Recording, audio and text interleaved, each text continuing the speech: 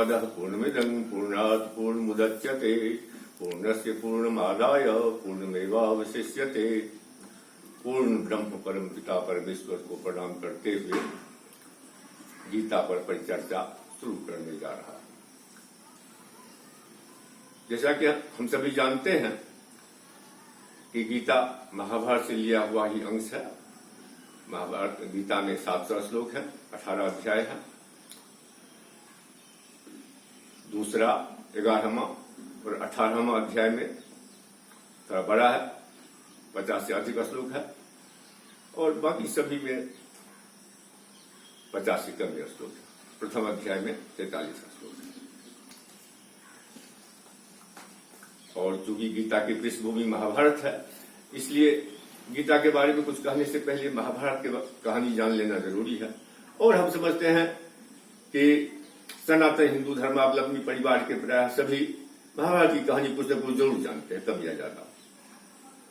महाभारत मुख्य रूप से कौरवों और पांडवों के बीच हुए युद्ध से संबंधित है और काफी उसमें जीवन दर्शन और धर्म अधर्म की बातें हैं। गीता की शुरुआत उस बिंदु से होती है जब कौरवों की सेना और पांडवों की सेना युद्ध भूमि कुरुक्षेत्र में आमने सामने सज चुकी है। युद्ध शुरू नहीं हुआ है, बस शुरू होने वाला है। और उसी समय कौरवों के तरफ के राजा महाराज धृतराष्ट्र अपने सारथी संजय से कहते हैं कि धर्म क्षेत्र कुरुक्षेत्र संवेतायुत्सव माम का पांडवा सेवा किम कुर्वता संजय। हे संजय, बताओ कि मेरे पुत्र और पांडु के पुत्र युद्ध भूमि में क्या कर रहे हैं। धर्म क्षेत्र कुरुक्षेत्र। अब यहाँ युद्ध भूमि को धर्म क्षेत्र कहा जा रहा है। कुछ विद्वान कहते हैं कि कुरुक्षेत्र जो है तत्कालीन तीर्थ क्षेत्र था और युद्ध वहां हो रहा था, उसे धर्म क्षेत्र भी कहते थे, और इसलिए वहां युद्ध किया गया ताकि वहां जो मरे युद्ध भूमि में उन्हें स्वर्ग का प्राप्ति हो। दूसरे विद्वान लोग कहते हैं कि नहीं, वो एक्चुअली में उस युद्ध में ये निर्णय होना था धर्म किसके साथ है, जिसकी विजय होगी धर्म उसके साथ माना जाएगा, इसलिए वो धर्म क्षेत्र कहा गया। खैर, जो भी हो।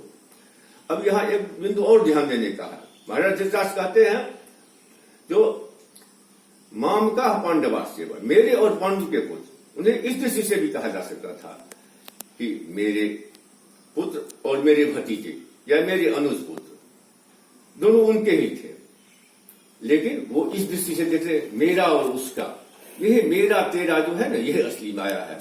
जिसे भगवान राम श्री रामचरितमानस में तुलसीदास जी श्री राम जी के माध्यम से कहे हैं कि मैं और मोर तोड़ तय माया जही बस किन्हे जीव दिखाया गो चढ़ जह लग मन जाई सो सब माया जान हूं भाई यही कर भेद सुनो तुम सो विद्या पर अविद्या दो। तो सारा संसार जो है ना माया से व्याप्त है, लेकिन उसमें दो भेद, अविद्या माया और विद्या माया। यहां महाराज धृतराष्ट्र अविद्या माया का प्रतिनिधित्व कर रहे हैं, प्रदर्शन कर रहे हैं। हम देखेंगे आगे विद्या माया भी क्या है, वो हम देखेंगे।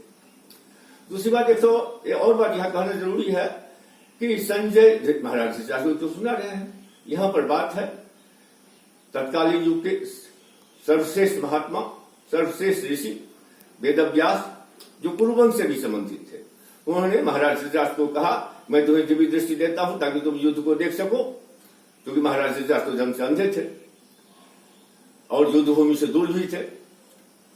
लेकिन महाराज धृतराष्ट्र ने कहा जिसकी मैंने जवानी नहीं देखी, जिसका मैंने बचपन नहीं देखा, उसे लड़ते बढ़ते क्या देखूंगा।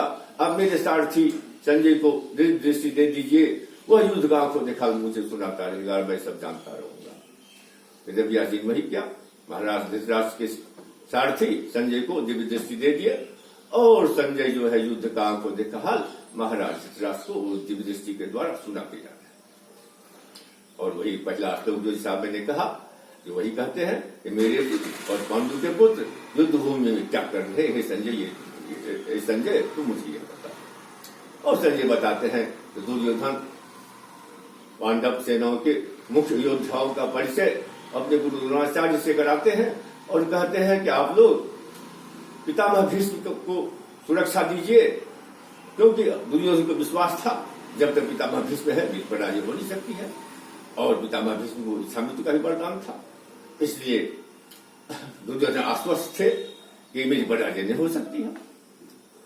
फिर अर्जुन जो है अपने सारथी श्री कृष्ण को कहते हैं कि मेरे रथ को युद्ध भूमि के बीच में ले चलिए ताकि मैं ये अच्छा से देख सकूं कि किन किन के विरुद्ध मुझे युद्ध करना है।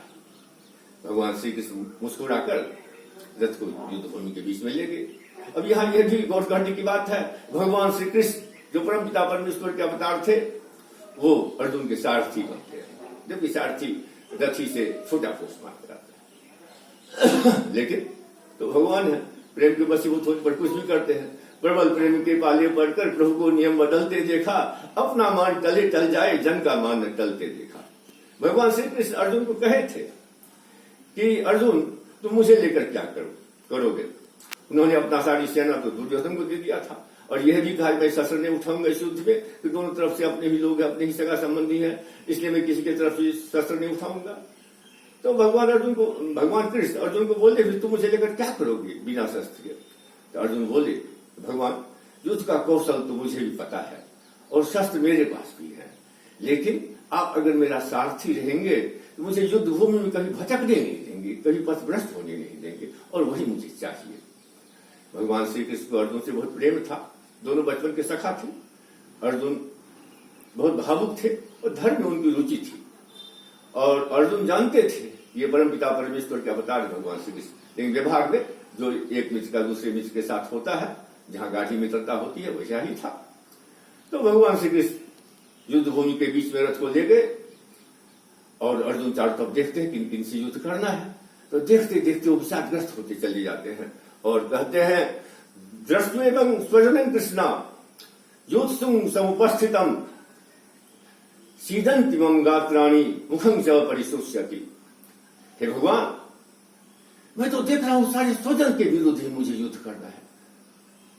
अरे तुझे इतने सगे संबंधी प्रेमी जनों के बीच से मैं कैसे युद्ध करूंगा, उन पर कैसे प्रहार करूंगा। तो मेरा तो शरीर कांप रहा है और मुख सूख रहा है। और इस तरह से विशालपूर्ण शोकपूर्ण बहुत सारे वचन कहते चले जा रहे हैं। भगवान श्री कृष्ण मुस्कुराते हुए सुनते चले जा रहे हैं। अंत में प्रथम अध्याय के अंत में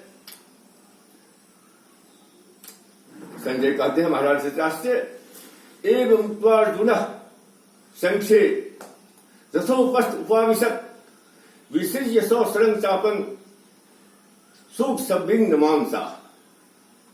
जो इस प्रकार शोक से संतप्त होकर अर्जुन रथ के मध्य भाग में आसन पर बैठ गए और अपने धनुष बाण को बगल में रख दिए। अब भगवान तो बड़ा अति में पड़ गए, अचरज में, अरे ये क्या हो रहा है। एक तरफ तो पितामह भीष्म, गुरु द्रोणाचार्य, गुरु कृपाचार्य, गुरुपुत्र अश्वत्थामा, सूर्यपुत्र कर्ण आदि अनेक योद्धा है जिनसे युद्ध करने के में सक्षम इधर से एक बात अर्जुन है और ये शोकग्रस्त हो रहा है। ये क्या हो रहा है, बड़ा विचित्र बात है। अब कैसे युद्ध होगा, पांडवों का तो बड़ा मुश्किल हो रहा है। तो भगवान तो चिंता में पड़ गए।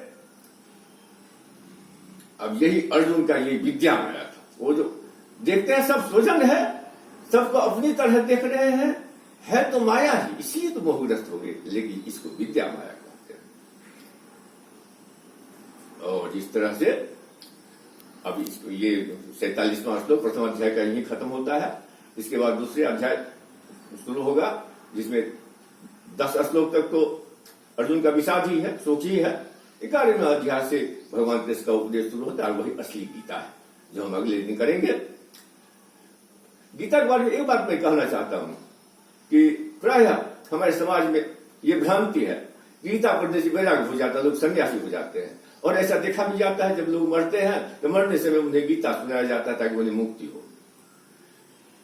मैं बचपन से गीता पुस्तक उठाता था, बड़े लोगों को देखता था गीता पढ़ते हुए, हम भी उल्टाते पुल्टाते थे, कुछ समझ में आता नहीं था।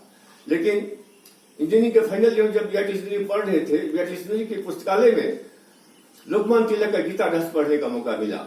उसे मैं थोड़ा ध्यान से पढ़ा और तब मुझे समझ में आया लोग भ्रांति में है।